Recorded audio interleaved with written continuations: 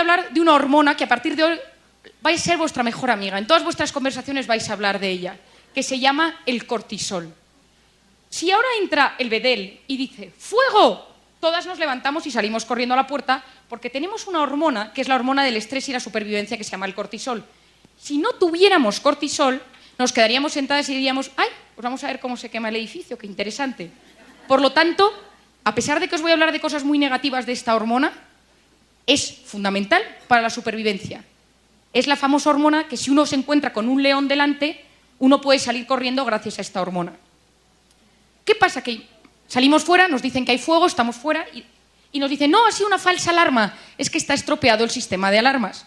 Y nos volvemos a sentar 10 minutos después, todas en el mismo sitio, y yo sigo con mi conferencia. Ninguna se sienta de la misma forma.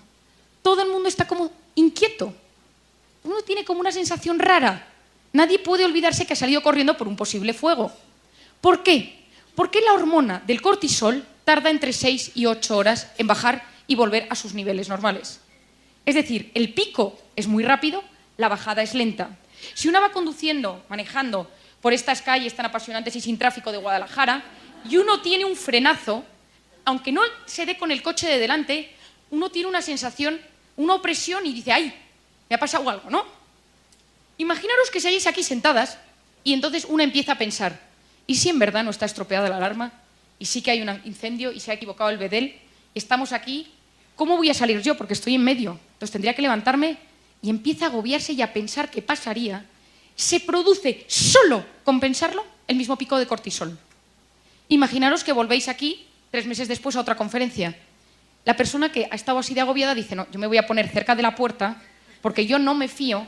Pero en ese momento alguien le dice no, siéntate conmigo, le sienta delante y se pasa toda la conferencia pensando ¿y si hay un fuego? Se produce el mismo pico de cortisol. Es decir, solo con pensar en negativo nuestro cuerpo sufre exactamente como si eso estuviera sucediendo. Hace unos meses hice un experimento y se puso a voluntarios en una resonancia magnética funcional. Se les puso y se les dijo, imaginaros que os llaman para deciros ahora mismo que tu padre ha tenido un infarto. Imagínatelo. Y se les hacía pensar e imaginarse cómo vivirían. Y se vio que se producía un pico de cortisol en sangre fortísimo. 2 semanas después se hizo el mismo experimento y se les dijo, imaginaros que os llaman para deciros que habéis ganado 20 millones de dólares y no tenéis que pagar impuestos. Y en ese momento se vio que solo con imaginarse lo positivo se elevaban las hormonas de la dopamina y serotonina. ¿Qué pasa cuando el cortisol está elevado constantemente? Porque estamos constantemente preocupados.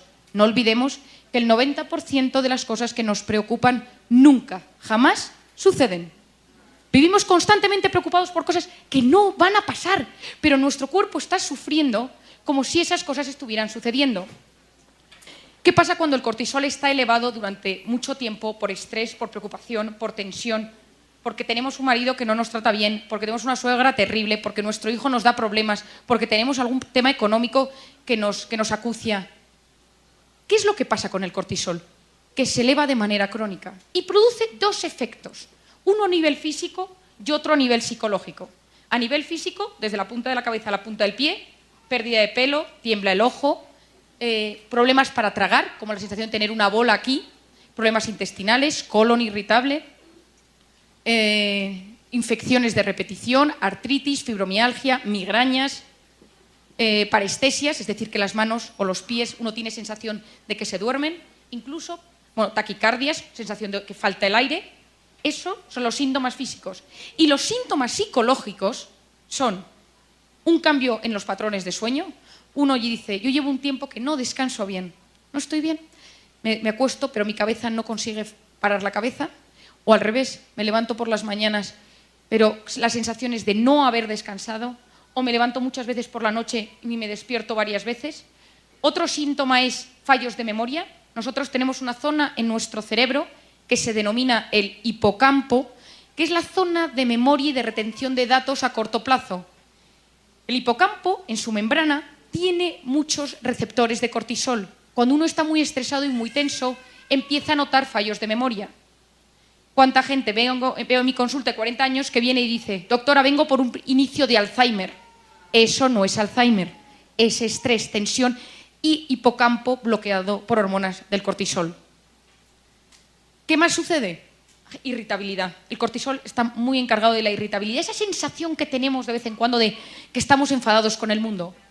Y de manera crónica, cuando esto sucede de manera crónica y el cortisol está constantemente elevado por estados de estrés crónico, uno llega a la depresión. Hay estados depresivos que tienen que ver con la ansiedad.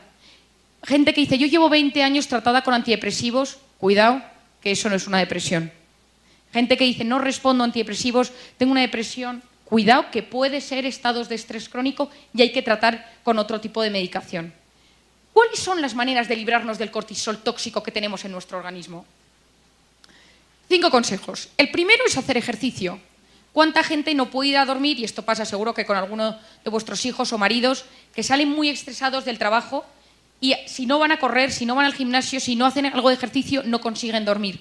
En España, en la calle Serrano, que están todos los bancos y los bufetes de abogados, hay un gimnasio que está ocupado desde las 8 hasta las 11 de la noche, lleno de ejecutivos, banqueros, abogados, etc. ¿Por qué? Porque el cortisol, cuando uno hace ejercicio, se elimina a través del hígado. Y por eso esa sensación, cuando uno ha hecho un día ejercicio, ha ido a correr, ha jugado un partido de tenis, ha nadado, que uno dice, ¿por qué me encuentro tan bien? Porque hemos eliminado mucho tóxico dentro de nuestro organismo, a la vez que se generan endorfinas. El segundo consejo es detectar quién cerca de nosotros es una persona tóxica. Todos tenemos a alguien cerca de nosotros que es tóxico. ¿Y qué es una persona tóxica? Esa persona que cuando nosotros llevamos 10 minutos con ella, nos ha enfadado, nos ha cambiado el ánimo, tenemos ganas de pegar a alguien, nos ha vaciado la batería de nuestro organismo. Hay gente que tiene esa fuerza. Lo malo es cuando es nuestro marido, porque lo tenemos todo el día ahí. Si es una persona a la que vemos una vez al año, no hay problema, porque la gente que ves una vez al año, pues más o menos la controlas. Pero ¿qué pasa cuando tienes una persona tóxica con la que vives todos los días? Esa gente tiene la capacidad de deshacerte, de desestabilizar tu día con una frase, una mirada, y lo más importante es decir, ¿quiénes son las personas tóxicas de mi vida? Porque cuando uno sabe quiénes son las personas tóxicas, uno puede trabajar con ello. ¿Cómo se lidia con una persona tóxica? Yo siempre digo que hay 2 cosas. La primera es decir, ¿es un tóxico universal? Es decir, ¿todo el mundo le ve tóxico? ¿Todo el mundo piensa lo mismo de él? ¿O es un tóxico personal? Es decir, hay gente que le cae muy bien, hay gente que se lleva muy bien con esta persona, pero yo no le puedo soportar. No tiene nada que ver, porque si es un tóxico universal, pues bueno, quizá haya que eliminarle, pero esa persona, el tóxico universal, tiene un problema, porque tiene un problema personal, porque segrega esa mala vibración a todo el mundo. Pero cuando es un tóxico que es para nosotros, especialmente para nosotros, yo siempre digo que hay que hacer 2 cosas. La primera es, ¿por qué me afecta tanto lo que me dice? ¿Y qué me genera lo que me dice? Es decir, si yo os voy a dar un ejemplo. Yo tengo una amiga mía que siempre que estoy con ella es muy tóxica. Y no sé por qué cuando llevo 10 minutos con ella me quiero ir.